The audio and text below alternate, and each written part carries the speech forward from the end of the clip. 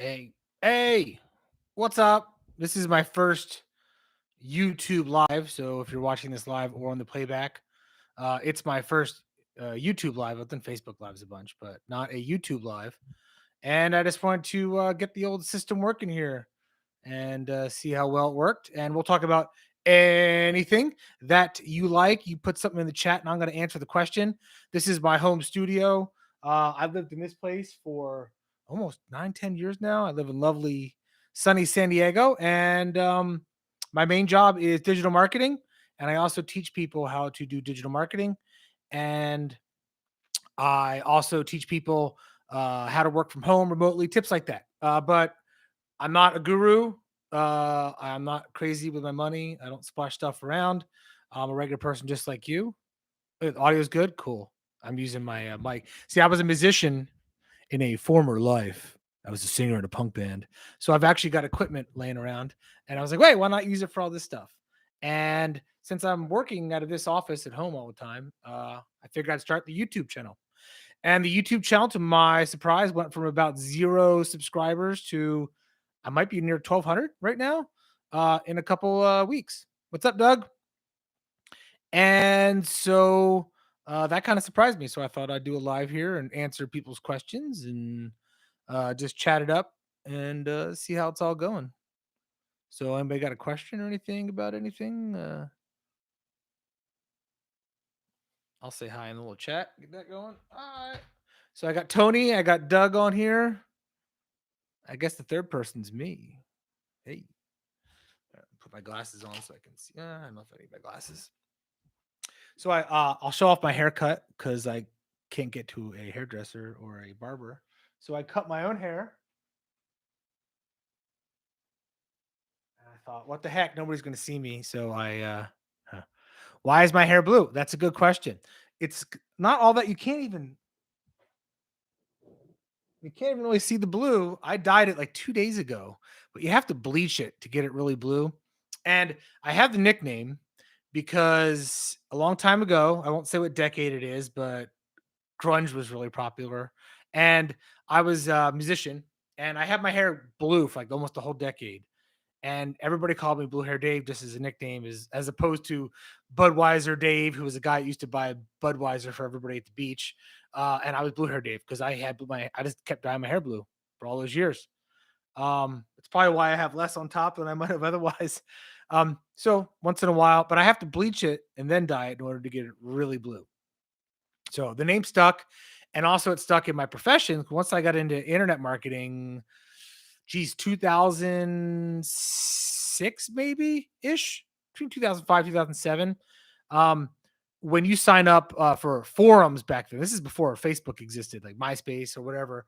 And I was on forums, and I just put Blue Hair Dave as my handle. If it ain't bud, it ain't worth drinking.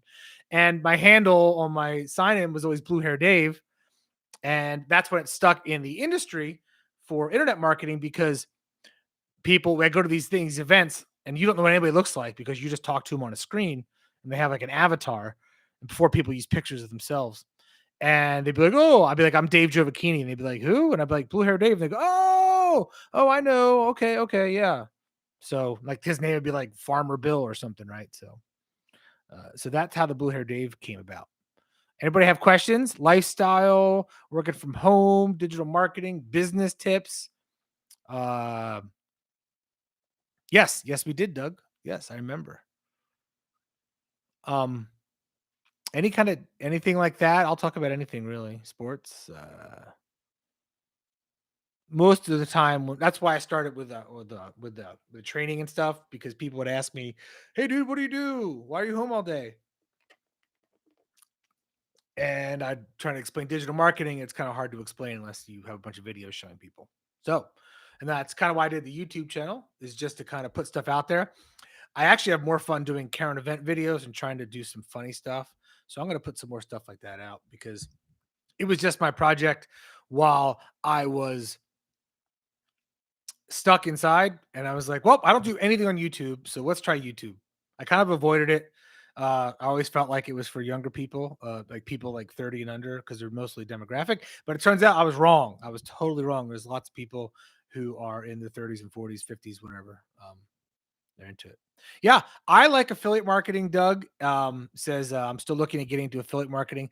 I like affiliate marketing because it's got the lowest amount of risk of anything out there that you can get into in the digital world, in my opinion, because you're not saddled. Like, say I wanted to like these are like I don't know, some kind of health pill that supposed to make you sleep good at night. If I wanted to sell these with my own brand on it, which is very easy, it's like $1 a bottle or even cheaper sometimes.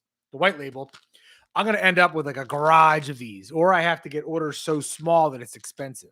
Now, but if I send traffic to somebody else who sells these, they'll give me usually like 75% of the pop on they'll give me like 75% of the pop on this. So then I don't have any risk except for the advertisements I put out.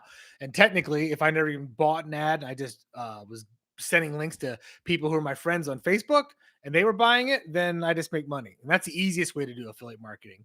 Not bugging people, but if you have a friend, like right now, I think today the average 30-year mortgage went around 3%. And what the low before that was like 3.25. Now there's lower rates, but Quicken pays me $44 as of today for a refi lead. So if one of my friends is like, I'm looking to refi, I'm like, oh, son, here, use this link. I get 44 bucks just because they're going to do it anyway. So that's the basic version of affiliate marketing. But I do it with paid ads because I like to know if I spend X amount of dollars, I can make X amount of dollars or lose X amount of dollars. But at least I know which works, what doesn't. So Tony says, what offer types are working for you now on Facebook? Still lead gen. I almost always do lead gen because my background is email marketing. So I've been an email marketer since the beginning because that's when I got into I actually originally started in mortgages. It's not all I've done, but I do it when it's hot because I was working in an office. And I needed to get leads and I had to tie on and stuff. And I need to get mortgage leads and they're really expensive. So we kind of figured out back engineering how to get a hold of them. And so I like to get lead gen because I can still email the people. And when I can email them, it's really inexpensive to contact them again. So I don't have to put so if I'm trying to get refi leads, I don't have to put up a refi lead with a bunch of clauses in it on Facebook. If I have a homeowner lead, that person might need a refi. So I'll re-advertise to them. Same thing with auto insurance. I like financial leads because they're the easiest ones for people to get. If you're trying to sell like a fitness pill or something, whatever it is, somebody's got to buy that. And it might cost 60 bucks. It might cost 40 bucks. It might cost 100 bucks. And it's harder to get somebody that got to pull out their wallet and they're going to have to buy it. But if you do something that is just a form for them to fill out, name, address, what they think their credit rating is, what the mortgage is now, what they want the rate to be, that kind of thing, it's so much easier to get somebody to fill that out. And the conversions are higher. And because financial companies make a lot of money, they also pay a lot of money for these leads. Like a reverse mortgage lead pays like 68 bucks, 65, 68 dollars for somebody that was interested in a reverse mortgage. So if you've got a list of seniors who are 62 and older looking to get money out of their house, the reverse mortgage. But there's fewer people that are that age group that are looking to do that. So that's why that lead pays more. Any other questions? There we go. Spider marketing. Have you ever thought or tried any physical products, e-com? What led me to affiliate marketing? The guitar, I'll grab it in a second. I'll grab the guitar in a second. I have sold physical products and I do, but it's always affiliate products. I've never sold my own product that was physical.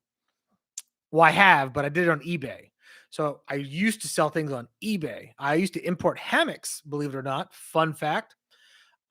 Years ago, when I was scraping by trying to get a couple of side bucks, a little side hustle before the side hustle was a thing. I had Yeah, it's still on eBay. I still have the store there. I still pay him like $14 a month for the store.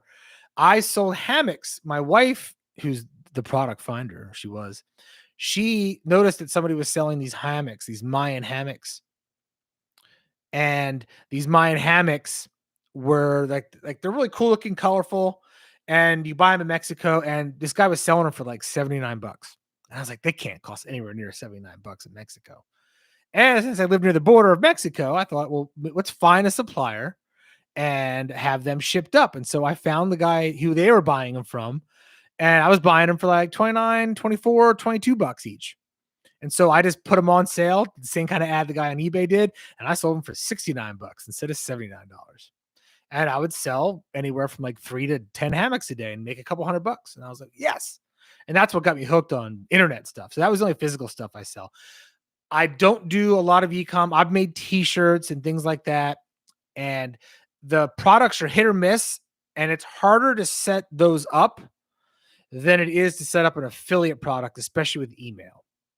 So to answer that, CVD marketing or Savad marketing, uh, just answered my part of my question already. Yes. Okay. So I do affiliate marketing because it's there's no risk. I can just test it, and if it makes sales, then I'm good. And if I want to make a little bit more money and sell it myself, then I'll put the time, effort, and energy into it. But I usually don't, because I have a motto that I like to work smarter, not harder. And I'm willing to make 10, 15% less to have more free time. That's just my personal perspective, because I'd like to be the hustle, hustle, hustle. And I do work a lot of hours because I enjoy it. And like, this is work technically for me right now. So, but I like it. So it's not really work. And so I don't mind spending the time to do that. But if I wanted to be able to go, like I was just throwing the football with my kid outside, I want to be able to do that whenever I want to do that. And if I have like econ, it's more time, it's more hassle. I might have a customer that calls and they want a refund on something. And besides the clients that I have with the internet marketing and the instruction, I don't like to have to do tech support, customer support. I don't want to have that whole headache. When I got into internet marketing, it's because I didn't want to have to cold call. I didn't want to have people complaining to me about anything.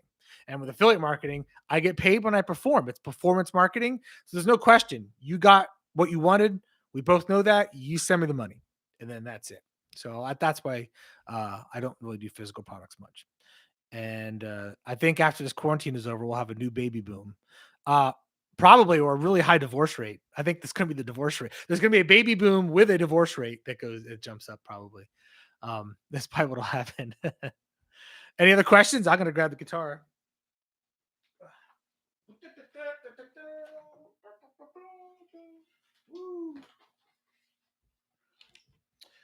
It's been dusty. See, I don't play as much anymore. It's a little dusty. This is a 61 reissue Gibson. And it's out of tune because it's been on the wall, out of the case. It's probably way out of tune. Woo! Not bad. It's got a whammy on it. Woo! Yep. This was my player for a long time. When I do like heavier bands, I like to play this, the SG, because it's got that Black Sabbath Fugazi sound to it. And when I play more rock or even punk, um, reggae, I use a Strat. And Strat for me is easier to play.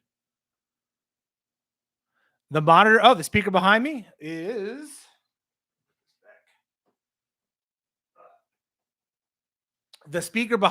a Mesa Boogie Tremo Verb combo amp. And for most of my years, I played with it wasn't a combo. I had the Tremo Verb head. And it's a dual rectifier Tremo Verb. And because I use reverb and tremo, and that was about all the effects I used for the most part until I used a pod. I got a pod pedal system later on, eventually after that. So yeah, I love that speaker. I had to track it down because they're hard to find. It's not your standard Mesa Boogie, and so I had to. The monitor speaker. Yeah, I think so. I don't know what number they are. Sorry about that. Yeah, I use because I have. It's hard to see. This side of my office is another computer, and I leave it with barely anything on it for audio and for video processing. So when I have to edit my YouTube videos, nothing's slowing down because it's such a resource hog editing video. So I can have one program at a time open, and I don't really do anything. It's also on a different internet connection, secret. So I have 2 different IP addresses in the house. And when you get into internet marketing, you need IP addresses sometimes, and you want to reset the router and get a new one sometimes for reasons. So yeah, so this side, and it's messy right now. See, it looks like my office is almost clean, but from this point forward. I'm gonna do an expose one of these times. It's pretty messy. I got one coffee cup. I've got another one sitting here. I got two pieces of trash just sitting here. So much for me being a motivational speaker. They have the messy office. That's one of my. I have a thing I'm making a presentation about working from home and how to clean up your office space because I am a bad offender of having a messy work area. But I get a lot of thoughts. So if anybody's ever thought about my process, so I have a lot of stuff that comes into my head, probably like you guys do all the time, right? You're like, oh, I want to do this and that. I want to do this, and then you're off to something else. And so I'll put stats down, and I'll just write, and then maybe get back to it. And these are all ideas I have, or stats, or tracking some email and comparing them from day to day. So people will say, "Why don't you put it into Excel?" Well, I don't know. Excel would be too neat. Old school yellow sheets, and also I go back to these, and I have them saved from like 12 years ago. I've got notes and notes and notes and notes of everything I can think of and things I need to do and things. Oh, before I forget, I am doing a webinar tomorrow for MailCon, who throws a convention twice a year about email marketing. And I will be on there at 11 a.m. Pacific. And there's a link, probably not on this video, and I don't even know where to find it. But if you go to MailCon, the homepage will probably have a link for the webinar. It's free. And I don't know if there's a limit to 100 people or not, because I don't know. It's on Webinar Jam, but it's not a sales pitch or anything. There's just 4 of us, and we come from different parts of the community. There's a guy that does data cleaning. There is a person running it in the panel. There's another person that runs like a consulting and data management company. And then there's me, like the publisher side of things, like the affiliate marketer, the email marketer side. And so they share like, oh, what do I do with my data? Here's how I clean it. Here's how I separate people. Here's how I make more money on the email lists that I have. And it's going to be an hour long, and it's free. And it's not like a pitch webinar or anything. It's like a learning class, basically. So if anybody's interested in that, check that out. That's MailCon, MailCon.com, as in email convention, mail convention. They couldn't have the convention in late July. It was supposed to be, but because New York's kind of screwed, they canceled it, and they're going to do back in Vegas at the end of January. So they do it twice a year, once in New York, once in Las Vegas. And it's a lot of fun, and it's really good networking in case you guys want to look at a conference to go to. MailCon's really well run. It keeps growing, but it's small enough to where you will literally meet everybody you need to meet in the digital marketing industry on a hands-on, because it's not like 4,000 people. It's just players, and it might be like 600 of us, I'm guessing 500. And if you see me there, I'll just introduce you to whoever you want to meet, because that's what I like to do. Network. Will you help poor people? I do not give charity, but I will have a bunch of free resources on YouTube. If you're asking for money, no, I don't do that. No, I am sorry about that. But I do help poor people. Namely myself. I was poor. The best way to help get rid of poor people is to make sure that you're not one, right? And so that was my motto. Facebook. Okay, for lead gen. Facebook native. And I like email, but email is hard if you don't have a list. So you have to get the lead gen, right? So I'm actually testing out YouTube, and not in the same way that everybody's using it. I'm doing that. I'm also doing YouTube in the way that everybody does it, get subscribers, get followers, but I'm working on using my same methods that I use on Facebook on YouTube.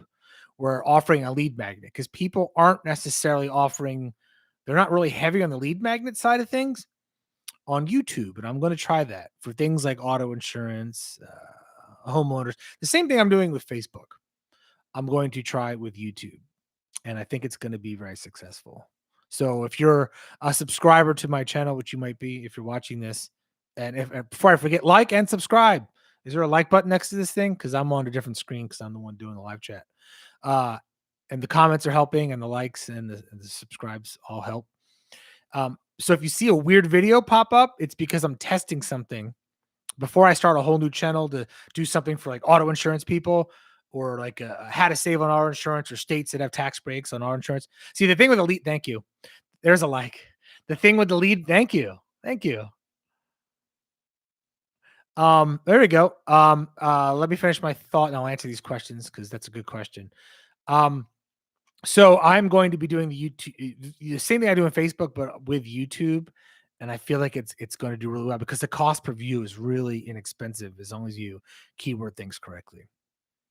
Um, I would be doing a channel and ads.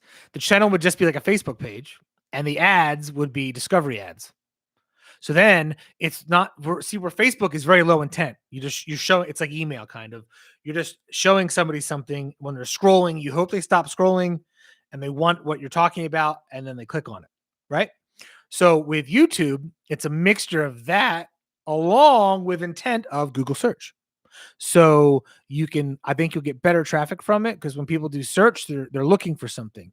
And so when somebody types in anything to do with auto or auto insurance, for instance, you're going to have an ad that's on top in the for discovery ad for YouTube, and you will be in front of them. And if you make, the same thing with lead magnet, you got to make your thumbnail really good though, and be like, there's people that do that. Remember the guy with the question marks on his shirt? He did TV ads for a long time, and he's on YouTube now.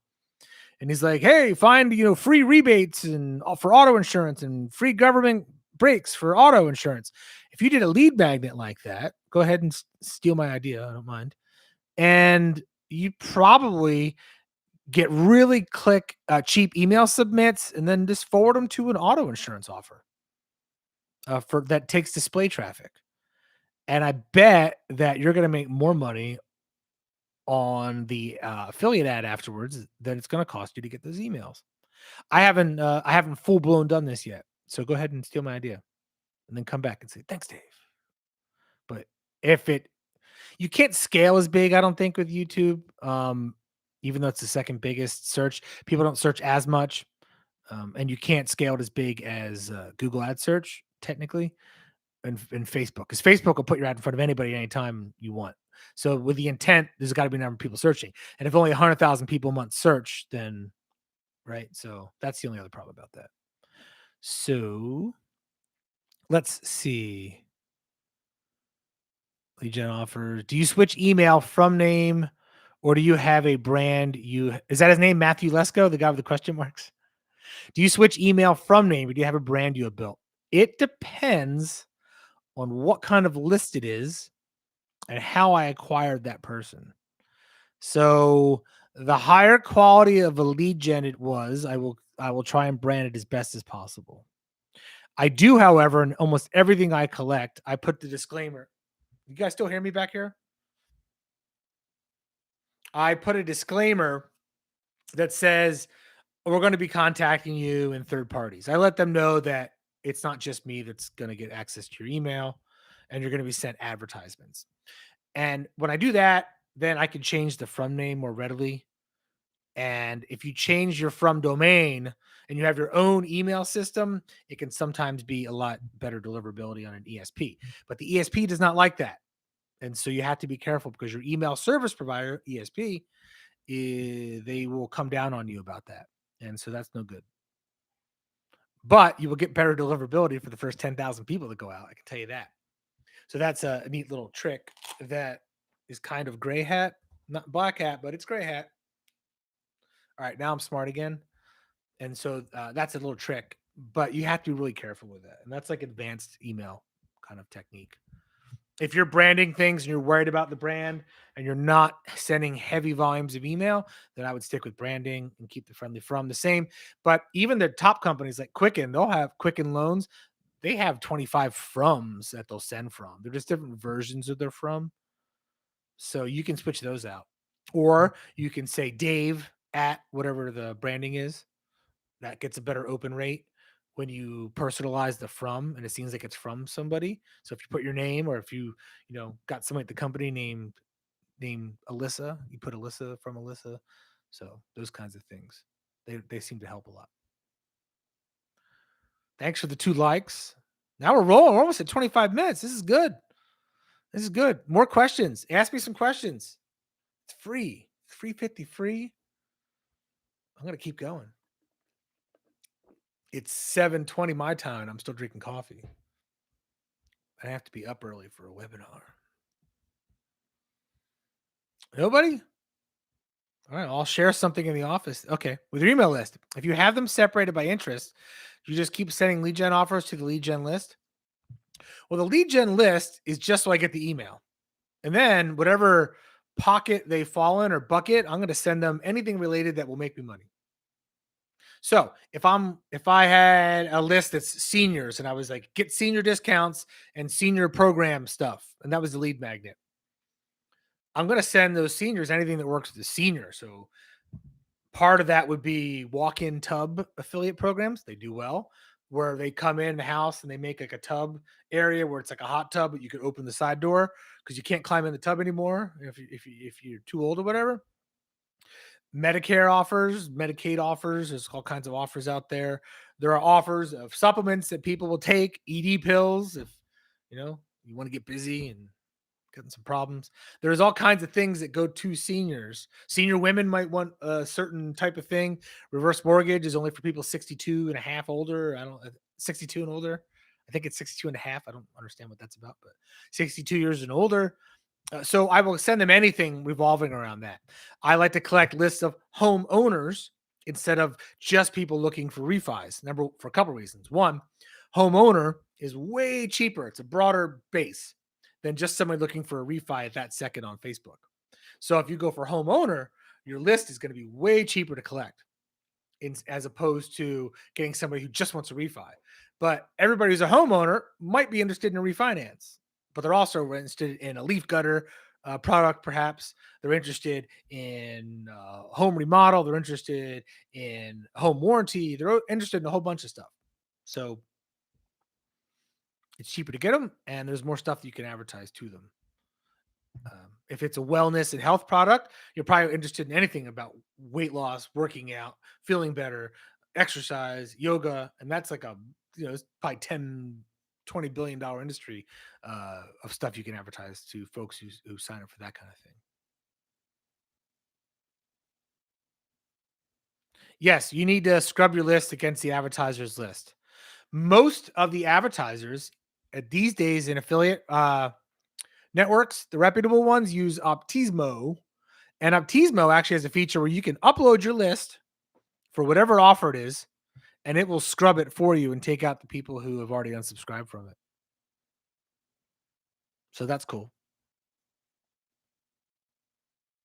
Or you can do it yourself. I've got a free piece of software. I should make that a lead magnet. I've got this software that it kind of scrub it. Any text file, it'll sort it, it'll scrub and all that kind of stuff. For lead gen on Facebook, do you mainly use video ads? Sounds like video ads would get the message across better than a picture ad. No, I don't. I did. For a while, Facebook was pushing videos. And so when you used a video ad, you got much better response and reach, and it was cheaper. That is not the case necessarily anymore. Now, if you have an eye-grabbing video, yes. I've done tests where I use video and I've done just a picture. And if the picture is really good, if it's bright, if it's got something that's kind of shocking on it, and by shocking, I don't mean like against the rules. What I mean is if I have something about a house, you would think that having a fancy house for homeowners would do well. A well manicured lawn, the typical thing you see in a commercial with the family standing in front of the house. You'd be wrong. I put pictures of dilapidated houses in the ad for like a homeowner or whatever ad. Those do better because people go, look at this house. This house is a mess. And that does better than having like a nice looking house. And then if I did a video, they might not watch it. They might not understand it because they're going to have to stop. They're going to have to turn on the volume of the video, maybe. And it's a whole process. So I've done all my testing has shown that they don't really outperform. They haven't in like a year and a half. But video can do better. It depends on what it is. If you did a video that looks like a TikTok video, that's like, something 10 seconds and somebody doing a dance where they go, does the rewind feature, those do well because it's people are used to looking at something like that. If it's got a pretty girl in it and it's doing something like that, standard stuff that lasts for eternity, that ad might do better. Just like on TikTok, right? And I'll use TikTok as an example. It's everybody's looking at TikTok. Younger people look at TikTok. And the reason they like it is because it's short, it's sweet, and but the accounts that have there's girls with millions of followers. There might be a 17-year-old girl on there that just likes to do her cheerleading dance. Now, there's a lot of people watching that video that aren't 17, right? And so a pretty girl, I'm not saying 17 to use, I'm saying use somebody, but a pretty woman or a handsome man is going to get more views. And that's always something you can think about. And if it looks like a TikToky video, then it's going to do better. It's just what people look at, and people look at those kinds of things. If you're a newscaster, there's a reason why a lot of the networks, cable news networks, will use pretty ladies. Okay. So if you watch, like, if you look at Fox cable news, there's not that many dude anchors necessarily. If there's the morning show, there's always like a pretty lady on there. And their viewership is the average age is like 65 or something, or 68, I think. So these kinds of things seem to work good in ads, and just stick with it. Pets, pretty dog faces work. I have a ad I put on YouTube, and I just started it with a picture of my puppy who's here. This guy. All right. This guy, it's a picture of him. And this guy, it stops people from clicking off the thing. And so I just put a picture of him. It looks kind of scared, doesn't he? So I put a picture of him, and that stops people. So pets, pretty people, those all work. Hope that answers your question. I kind of went off topic. But yeah, a video ad, try the video ad, but don't let trying to create a video ad slow you down from making an ad. There's also free software. You can put pictures together. Facebook will make an ad too. It's real easy. So you can even use your images into a video and see if that outperforms your single image. And that's an easy test to do. An A/B. Anything else, folks? Ask me anything. All right, then. You're going to force me to talk about. I had a sinus infection. I thought it was a toothache. It's personal talk now. I thought it was a toothache, and I couldn't chew, and I thought I cracked a tooth, needed a root canal. And so I had to make an emergency thing with the dentist. And the dentist tells me that, we'll take an x-ray, but it's probably a sinus infection. I was like, what are you talking about? How could my whole face hurt from a sinus infection? My teeth. He took an x-ray, so everything looks great, and he gave me Augmentin, which is, I don't know, amoxicillin and clavicum, something or other. And when I took it, my joints, I felt like I was 100 years old. They had joints in my hands. I had trouble bending my arms. And then the day I stopped taking it, it all went away. So I think I have an allergy to Augmentin. But I took it anyway. No more pain. Sinus thing is gone. But I didn't even know I had a sinus thing. I didn't have anything. I had allergies. So crazy. That's my story.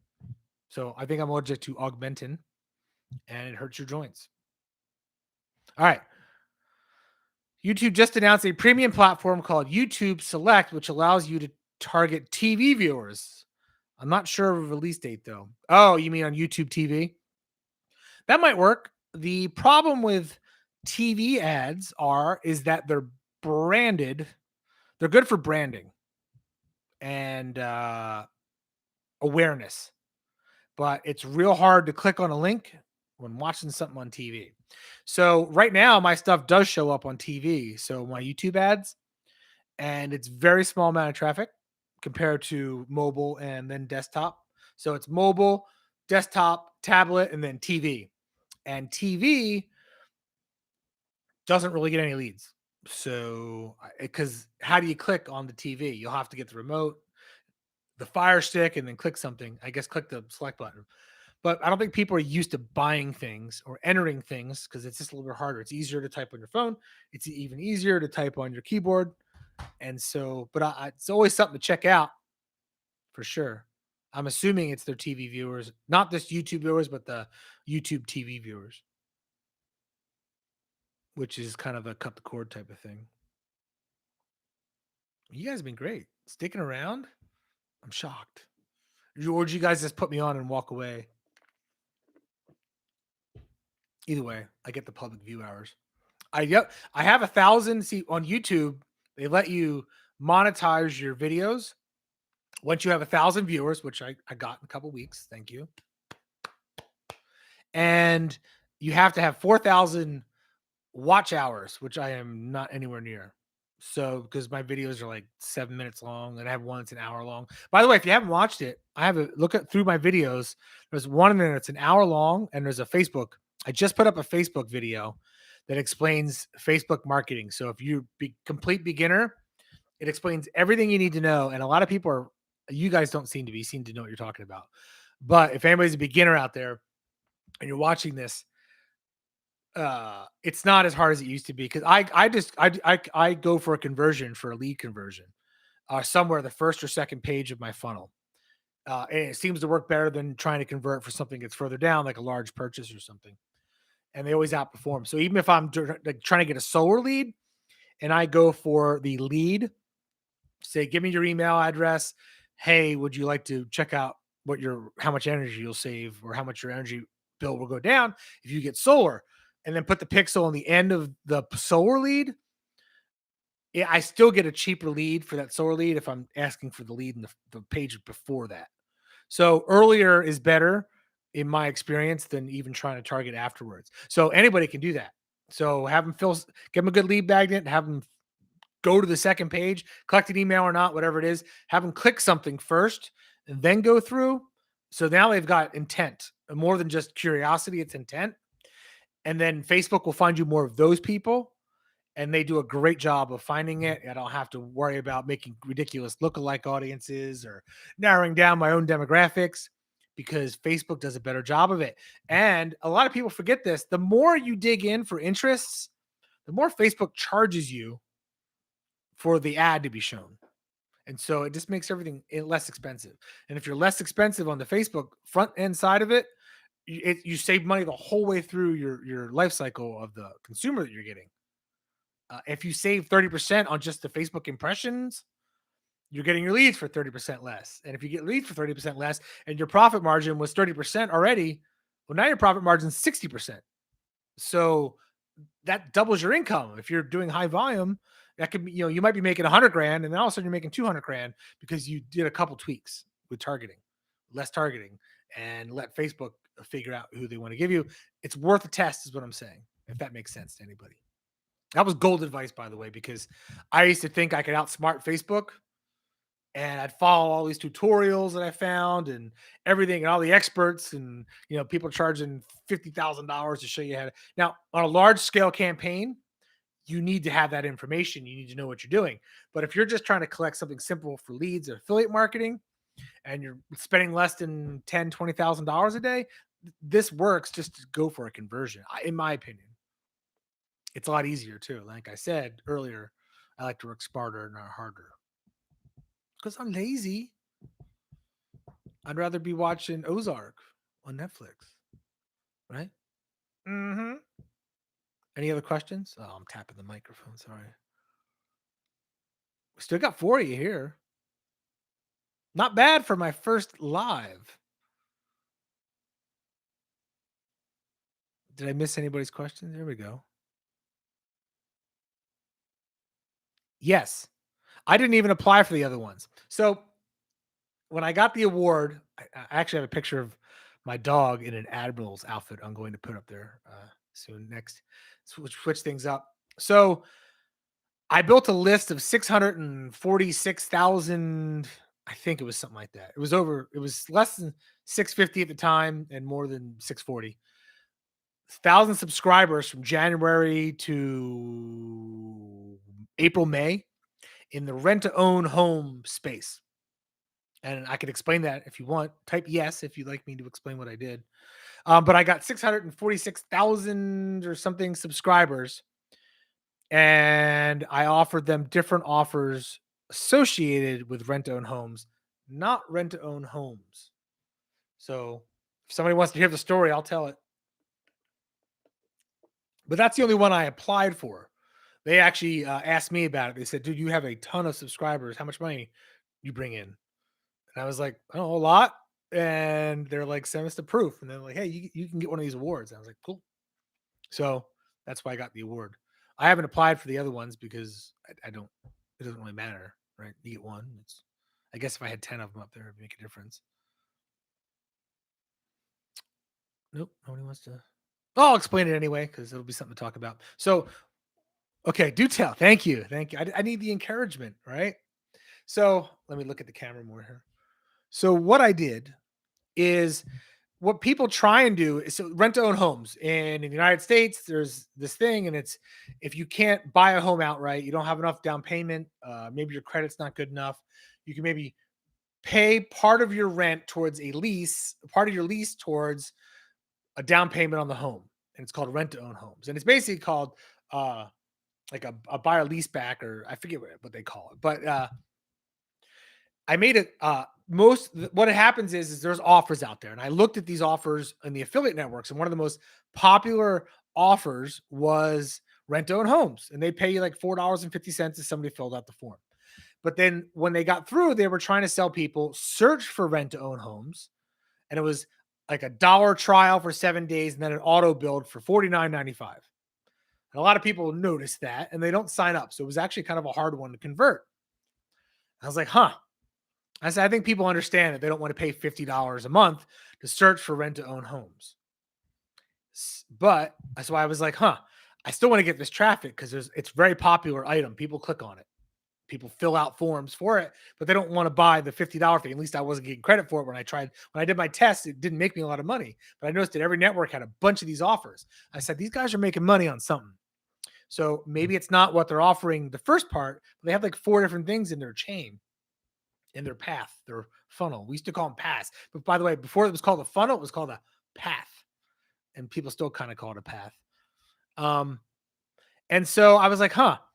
So I noticed what they were trying to offer people was credit repair because everybody that's rent to own home has credit that's not great, usually. And so I was like, okay, credit repair. And credit repair offers pay like $100. So if they sign up for it was a Lexington Law, I don't know if they still pay 100, but if they jumped on the phone and then they signed up for Lexington Law to fix their credit, you got like between 80 and $120. I'm about to sneeze. Don't sneeze. Don't sneeze. So I was like, okay, that's a great offer. Always people need credit repair, almost all of them. So I was like, how about if I showed them a way to get search rent to own homes for free? So then my ad on Facebook was just like the other people's ads, of course, never reinvent the wheel. If somebody's got 1 million likes on their page and you're using the same business model, just use what ads they're using that work, right? To see what their posts look like and use something similar.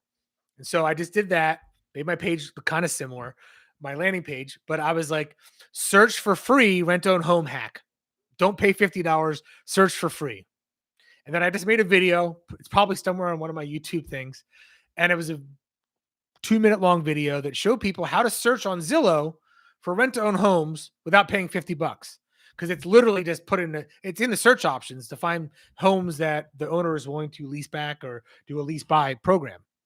And they list them in Zillow. And so that's all I did is I showed people, I said, I'll save you $50.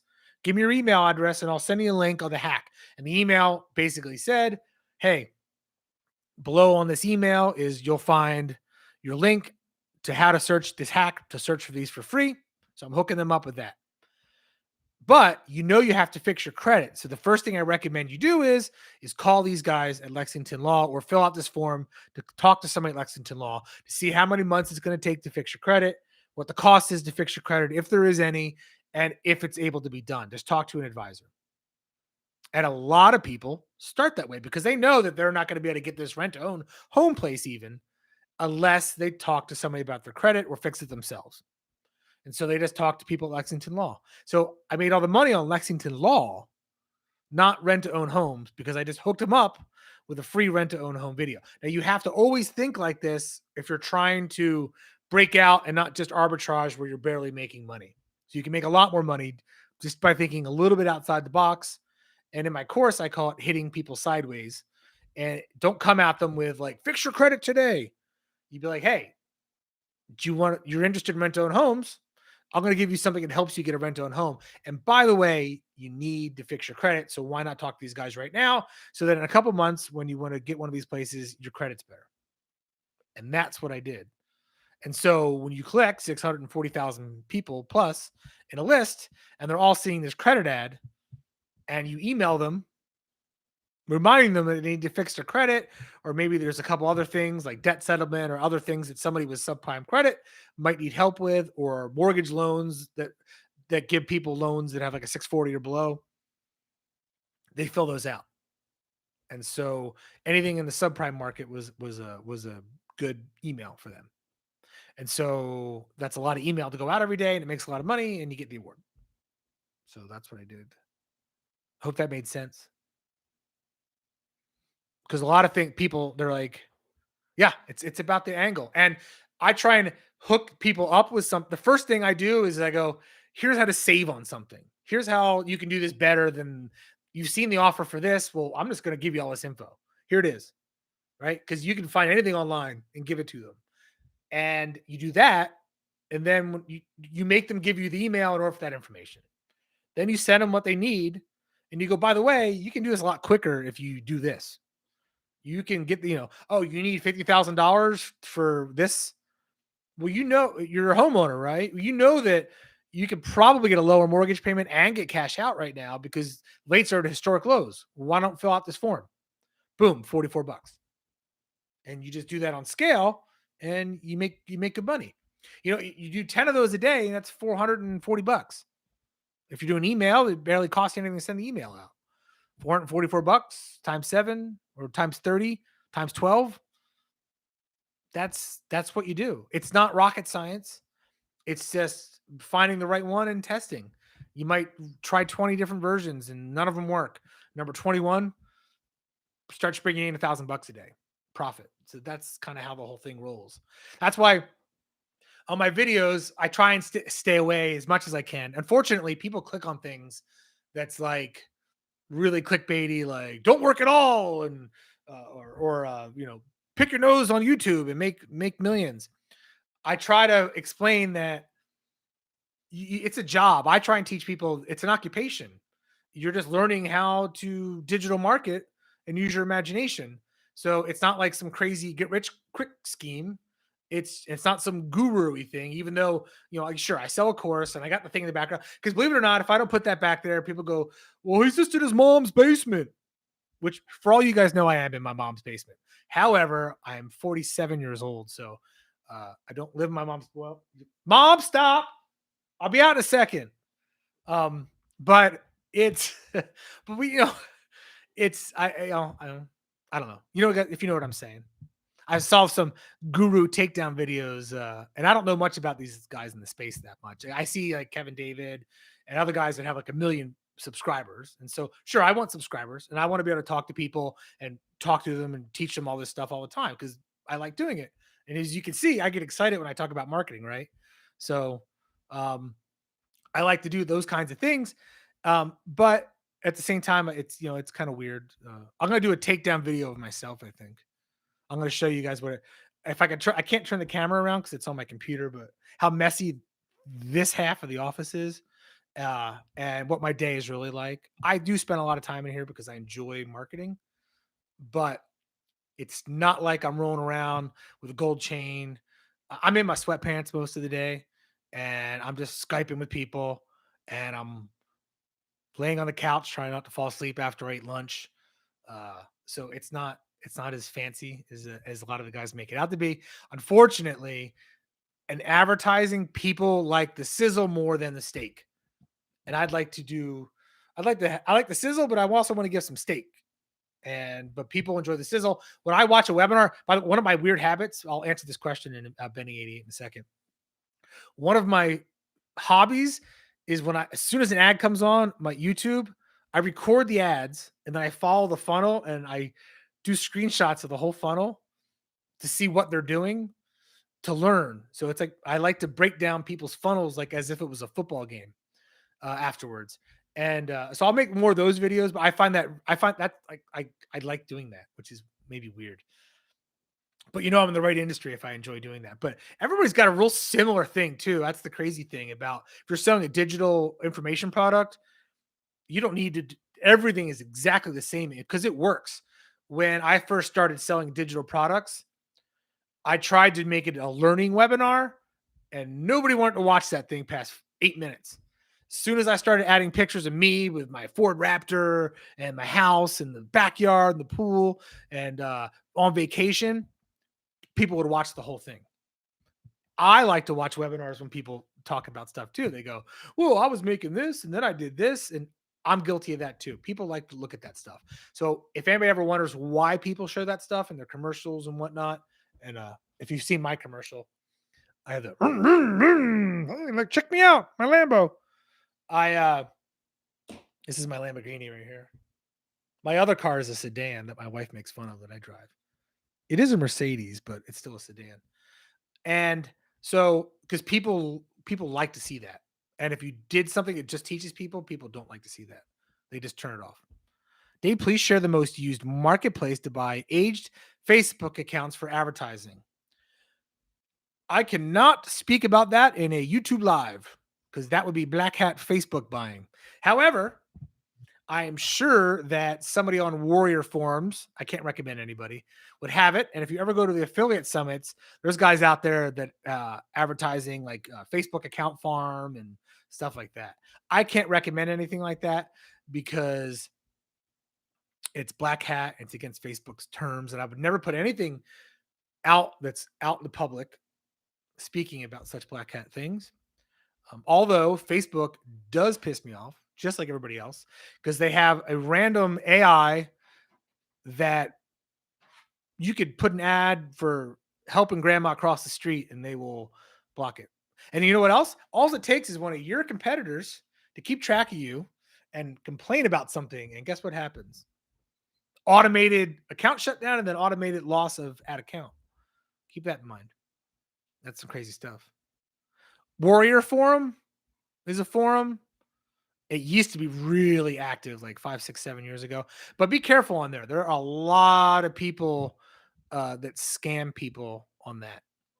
And make sure it's if the post is older, you don't just go to somebody who grabs somebody else's old Skype ID and takes your money and never does anything with it, because that has happened to people I know. So people do that. Somebody offered something that was hot and was like a black hat thing, and then they dumped their Skype ID because they got in trouble or whatever. And then somebody would grab it, and then they'd be like, "All right, yeah, it's 850 per account, buy 5 account minimum," and then somebody sends them like $5,000, and then they never hear from the guy again. So be careful about all that stuff. It's black hat world, right? So you gotta be careful. What affiliate network would you, and you can Google buy Facebook accounts, and there's kind of legit websites out there that sell them, but I can't recommend one because I stay away from black hat on Facebook because I'm so scared of them screwing with me. So I try never. That's the other reason I started collecting my own leads, because when I first started emailing, I would just get emails from networks and random sources. But you stopped doing that because of delivery problems and things like that. So that's why I started collecting my own leads years ago. What affiliate network would you recommend for lead gen offers? Is it your lead gen offer or just one that you want to send to? Oh, yeah. Sorry.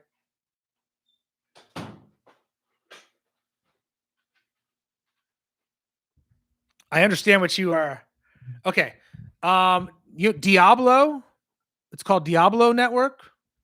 Let me see if I find a URL for you. The rep's gonna love me. Rep's David Clausen. Tell him I sent you. Diablo Media. Oh, I lost my. Diablo Media. David Clausen. If you look up David Clausen, Diablo Media on Skype or whatever, tell him Blue Hair Dave sent you. And he, not if you're going to send fraud traffic, please don't tell him I sent you. But if you're going to send good traffic, tell him I sent you. Maybe he'll give me a taste. But they have a ton of lead gen offers, especially for subprime. The problem with sending to other lead gen offers that pay out less, you get more of them, right? But the problem is that now somebody else has access to 1/10 of your list. that you worked hard to get, because they're just collecting emails to do the same exact thing you're doing. So what these networks are good for is this. So if you look at somewhere like Diablo Media, and they have a ton of subprime lead gen offers. They might pay 80 cents because they're like they're really subprimey. It'll be like, do you need rent financial assistance offers? And they only pay like 60, 80 cents per email submit, because there's so many people out there that need that kind of help. And I don't know what they do with that afterwards and what kind of assistance they're offering. It's not like a government program, but I don't know what they do. But it's an inexpensive lead to get because so many people need that kind of help. And you can see what kind of offers are on there if you want to make your own type of offer on Facebook, if you follow me. Because if they're on there with doing high volume on that network, then it's something that people are interested in.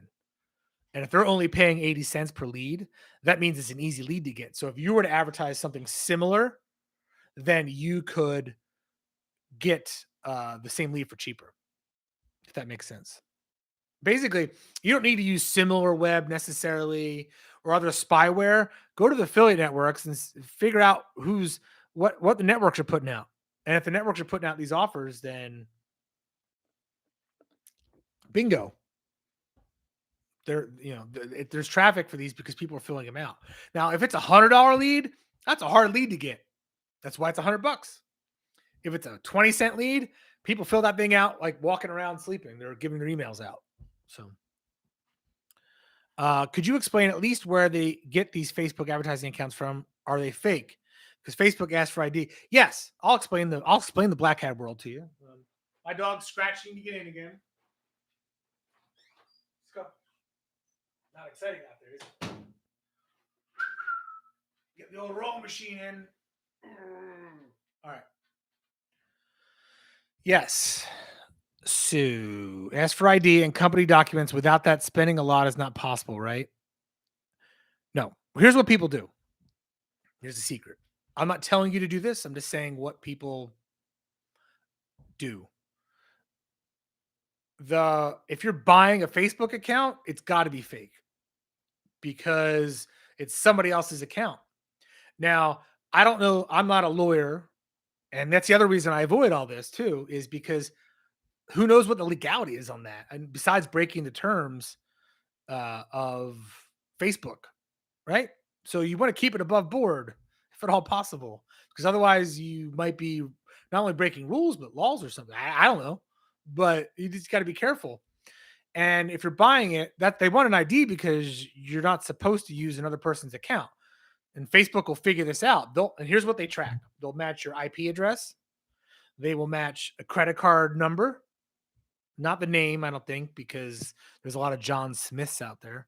But they'll track your IP and device ID. So if somebody were farming them, what they'll probably do is have a bunch of PCs. They won't even use VPNs because the VPN IPs get on lists. Most of these companies and credit cards, they all know that these IPs are used for VPNs, and so they just deny the account setup. So that doesn't even protect you because there's only they'd have to cycle through so many more than are available. And IPv6s are they already ran out. So, I mean, IPv4. So, and then the other way they might do it is they'll offshore, they'll get people and they might use an actual ID from somebody, but they're not in the United States. They're from offshore in a company, and Facebook knows that they're just farming these accounts. So, for instance, a great example of the use of fake Facebook accounts is the whole Russian fake news stuff we all heard about in the last 2016 election. And it still goes on. So there's a lot of people that get these fake accounts and they pay. And then the people's job is literally, and they used to do it in Eastern Europe, and Russian would hire the people in Eastern Europe. And I know this all for facts, for a couple different reasons. But what they started to do now, they do in Africa. And so they'll have these towns of people and they'll just have them log in and they'll be they don't even hide themselves anymore. They used to get fake profile pictures, and Facebook caught on to that. So people would use these fake profile pictures, and then Facebook had to figure out an algorithm to figure out the so if somebody's using this model's picture, boom, ban them, because they would create millions of accounts, and then these people would just log in. They'd post on 10 news sites for whatever cause they were doing, left wing, right wing. They'd choose whatever. They just want people to fight. And then the same person would be like, Jim and Jane and like 15, 20 identities, posting Black Lives Matters and Blue Lives Matters and try and start a fight. And then they'd log out, and then they'd be like some other names, whatever. And then they go on to like Trump 2016 election campaign, and then post like Hillary Clinton pedophile stories. And so all the news that people were reading wasn't real. And they were literally doing this with fake Facebook accounts, but millions of them. And people still do this for advertising.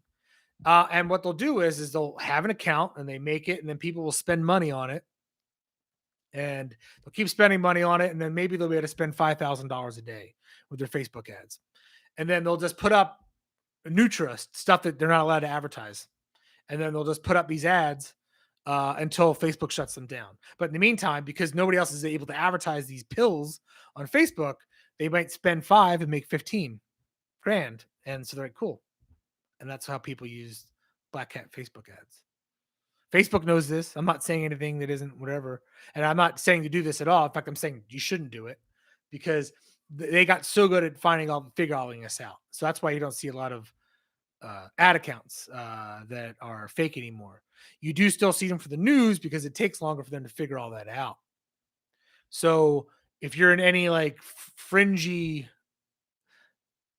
sites that believe in conspiracies and stuff like that, if you pay attention to who's posting in there, that at this point the Facebook's got so good at banning them that they just keep the regular identity. So it'll literally be in Cyrillic Russian, and somebody's posting like pro America stuff, even though they're living in Russia. They're literally somebody who's paid to do that all day long, and they just put up news stories of these blogs, and that's the actual fake news that people used to talk about. And then the term got co-opted.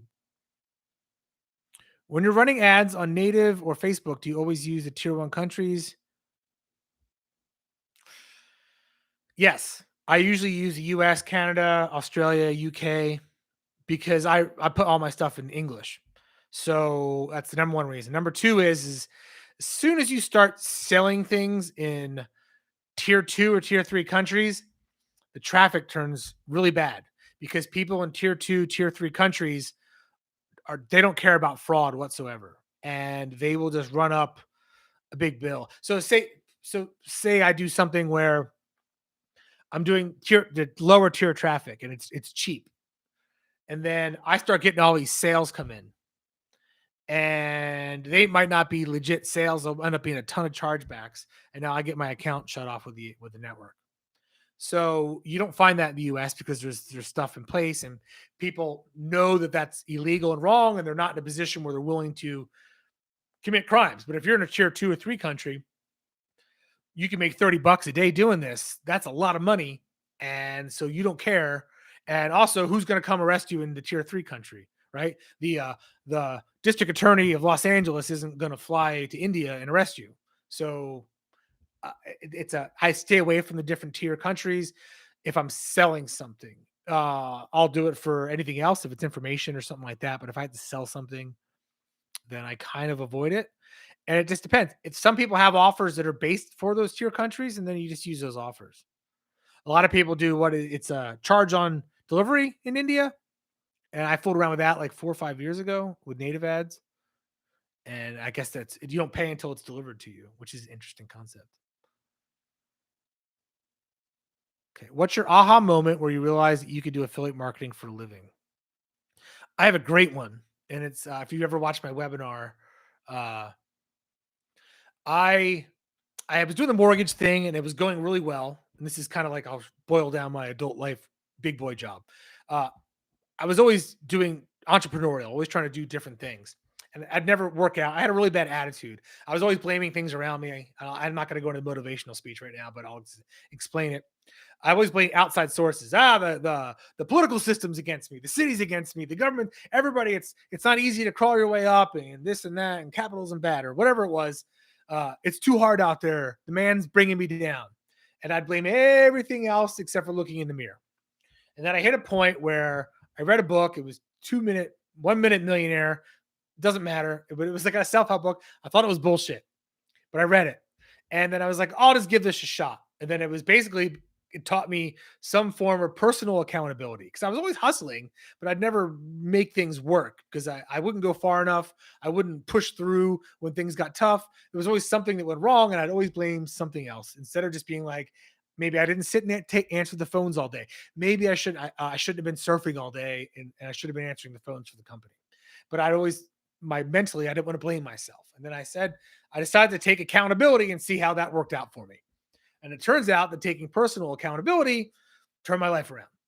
And so my aha moment came is I got a big boy job. And by big boy job, I mean I wasn't just fucking around. And I got a job from somebody I knew doing finance and mortgages. I didn't know anything about mortgages, but anybody could have made money in the early mid 2000s. And I did. And it was the first time I ever made any good money. And I was stoked. And so I ended up going into an office place, and we ended up getting our own office area in the branch because I was just good at talking to people, whatnot. And the crash happens. And so I'm overextended. I spent a lot of money. I thought I was gonna be rich forever. And it turns out that was just like a flash in the night kind of thing. And so now I'm heavily in debt, and I'm trying to get this office. I got people that work with me and for me. And I was like, oh, what am I gonna do? Our mortgage leads were $80, and we couldn't close any of them because nobody could qualify for a loan because it went from giving everybody a loan to giving nobody a loan for their house. And so that turned into I had to get leads. I couldn't afford to pay for the leads anymore because at this point I'm sunk. And we backwards engineered that the person we were buying them from was emailing people. So like, oh, how do we figure out email? And the first aha part of this was this. My loan processor was a friend of my wife who they bartend with each other at night. And he was like, I just was working for these two girls in downtown San Diego who do this. They send emails for, and they do mortgage lead. They get the mortgage leads. I go, no shit, really? Because I didn't know anything about the industry. And he goes, yeah. He goes, they make like $2, $3, $4, $5 million. And I go, dude, $2, $3, $4, $5 million a year? And he goes, no, a month. And I was like, you got to be kidding me. And I said, that's it. We're not doing mortgages anymore. We're going to go and try and do what these people are doing. Because at that point, we were screwed anyway. And what happened is that eventually we started to learn how to do email. It was so much easier back then. Anybody could have bought a yacht if they just would have bought the equipment, rented a list, and sent email out.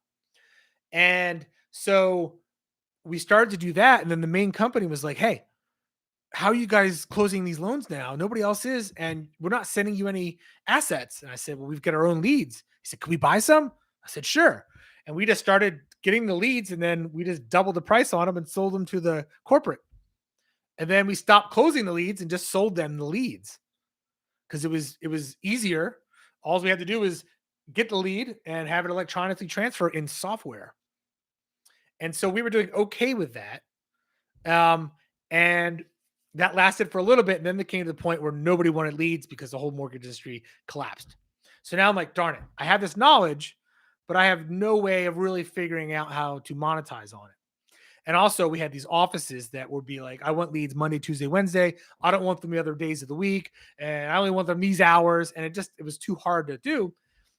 And then the guy with the lead software goes, well, you could sell these straight to lower my bills, right? I said, no, he goes, it's called affiliate marketing. And I was like, huh. So you're telling me that I get these leads, and instead of having to do all these offices and chase down bills, I can send them to one person who takes them all day long, 7 days a week. He goes, yes. Here's the guy's number, whatever. I was like, okay. So we contacted these people, and then boom, we're in affiliate marketing now. I don't need to worry about the hassles. I sell them to one person at one price. That's it. I said, this is a great plan.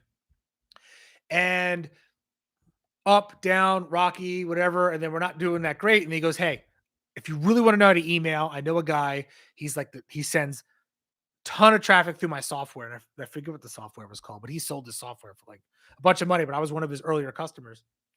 And we were. And so he's like, yeah, he's not cheap though. He's $20,000. And so at this point, we were still made money, then went broke, made money, went broke. So we got this card, a Wells Fargo card, and it was a business loan. And we just took all the money off of it. And then we're like, let's go pay this guy. And so we paid him $20,000. It was me and my business partner. He's since retired in Costa Rica. If he's watching this, what's up, Royce? And so we paid him 20 grand, and he's like, all right, because I was the technical guy, even though I'm not technical. Royce was the personality guy. And we go up to this place in the desert, and I don't know if he's gonna kill me. He's got my money, I wired it to him, so I can't get it back. And I didn't know what was gonna happen. So we're like, oh, it's a long shot, but we knew we couldn't pay the money back anyway, probably when we got the loan. I mean, sure we did, but we desperate times. It was the Great Recession. And so we're like, oh, I don't know. But I stayed at his house for like 2.5 days, 3 days. It was like a long weekend. And he set me up, showed me everything I needed to really know about email marketing. It was easier back then. Got me affiliate accounts with all the people I needed to have accounts with, the networks.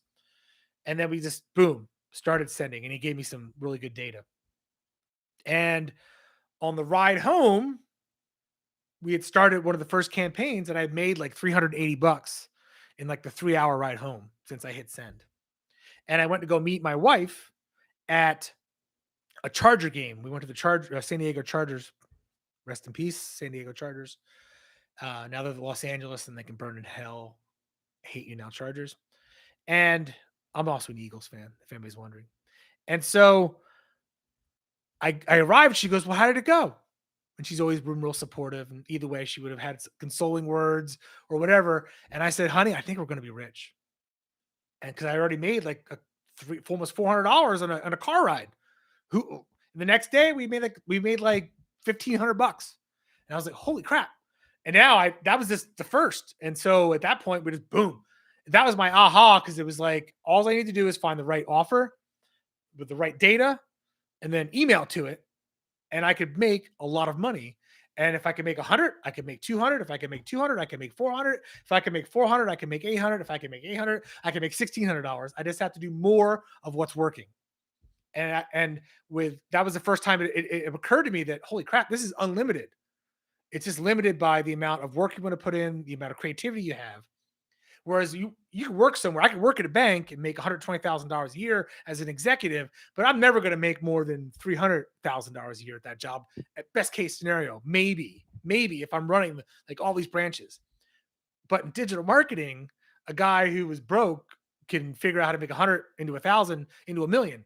And that is the crazy. There's nothing stopping, right? I've got people that I've worked with that have gone from they make way more money than I do because they're more industrious. They want to have an office with a team, things like that. That's not my thing. I like to just be in the office kind of thing. Sorry about rambling on. But my aha moment is that if I can make $1, I can make $2. And if I can, the affiliate marketing thing just was like, boom, like, wow, this is mind blowing to me. Let's see. So we have aha moment. Yeah, and so ever since then, I never looked back. And there's been ups and there's been downs. I'm not going to pretend like it's always easy. It depends on the offer and what's hot right now. And right now, mortgage is doing really well for me, and so I just focus on that.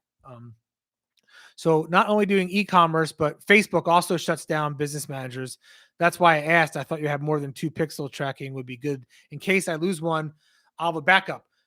Okay, here's the problem with all these Facebook accounts. And yes, you want to have a backup. And when I do my business manager account, I opened up like a zillion accounts in it. I did as many ad accounts as they let me, and I'd spend like $5 or $10 on each one just so they keep them open. You got to do that. Otherwise they shut them. They didn't used to, they caught on to that. Okay.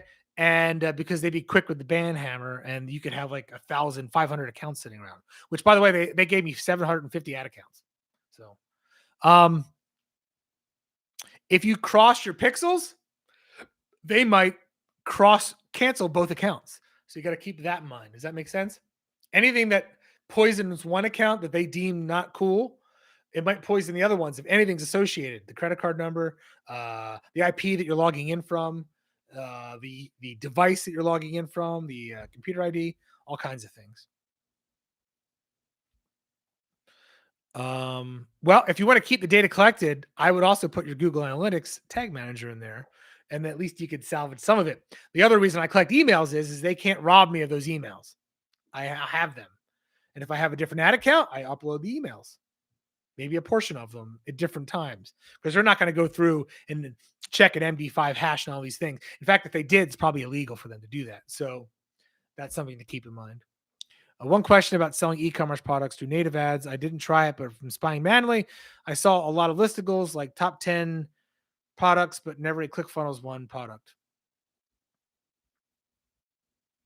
Landing page. Yes, because if you get to because ClickFunnels is good for making quick pages. If you have something you're throwing thousands of dollars at that has a high amount of traffic and it's e-commerce, and you also want it to have good SEO, don't use ClickFunnels. Because ClickFunnels has terrible SEO. It's a slow loading page. At that point, you need to move over and use something that loads faster. Some people use Shopify, and a lot of people even move off Shopify because they want to have their own system on their own server so they can control the speed. You can use droplets and increase the RAM to like an enormous amount and have a lot faster loading page. Does ClickFunnels one product landing page with upsells, downsells not work with native? That's not a question of native. That's a question of when somebody visits your page. And that's a sales technique.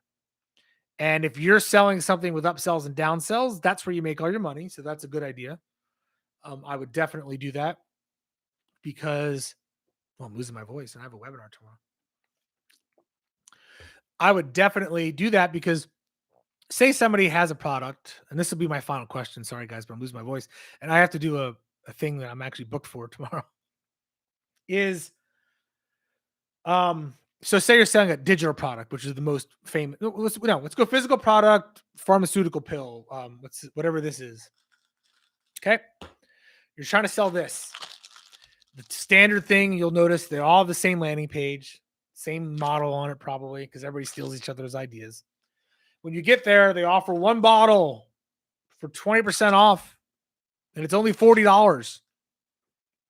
Why not buy 3 of these for $70? And now you have a huge discount, right? And they're counting on 1 out of 3 of those people for that upsell to buy this, right? And so when they make that sale, this bottle cost them, let's just say it's $1. It might be less than $1. It might be $1.50. Let's just say it's $1.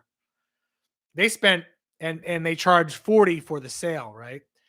They're probably spending $30, $40 on the marketing, plus their dollar for the bottle of pills that they're selling, and then hoping you do the upsell. And then the third of the people that buy the extra, they just made an extra $30 because the marketing cost stays the same. They cost $2 more dollars for 2 more bottles for them. And then they just made the extra $30 or $27 profit or $28 profit on the third of them. And so cut the 27 into thirds, and now they're making a $10 profit if it's not a rebilling item. Does that make sense? So the upsell really helps. And in fact, most things on the internet, because of the laws of supply and demand, I hate to break it to everybody, do not make money on the first sale because of the laws of demand and supply and demand. A hot item can for a while, but all the other guys out there, you guys are going to look. I'm going to look. I'm like, I'm going to sell that too. And when everybody jumps in, now all of a sudden it drives the market into less of an arbitrage situation and more into inequity. And so that profit disappears. But you can make the money on the sales afterwards by figuring out what you can give somebody for extra. So an upsell of the digital product is like, get all of my old webinars for only $7 or $10. Now, they broke even on the first product to get your email address and build a list for free. And now for the third of the people that buys the $7 or the $49 product, that's the profit margin. And then the downsell comes in and they go, no thanks, no thanks. And then you go, hey, bro, I'll sell you this bottle and I'll even do free shipping if you buy it right now and another 5% discount. And then that would be the downsell. And that's the typical sales funnel process that everybody uses, and they use it for a reason. because it works. And that's why everybody's landing page looks the same. That's why everybody uses templates. So that's about the gist of that. I'm sorry I can't answer more stuff because I would talk for hours, but I'm actually losing my voice. I'm afraid I won't be able to talk tomorrow. Luckily, I'm on a panel with 3 other people, so I don't have to talk that much. Guys, if you haven't liked yet, please hit the like button or subscribe if you haven't subscribed yet. I'm going to put out some more videos soon. I'm going to do one of like kind of behind the scenes of what I do and all that stuff. But hey, have a great day. Have a great night wherever you are in the world. And I really appreciate you guys hanging out with me. I'm going to do another one of these maybe end of the week or next week. All right, guys. Take care. Bye-bye.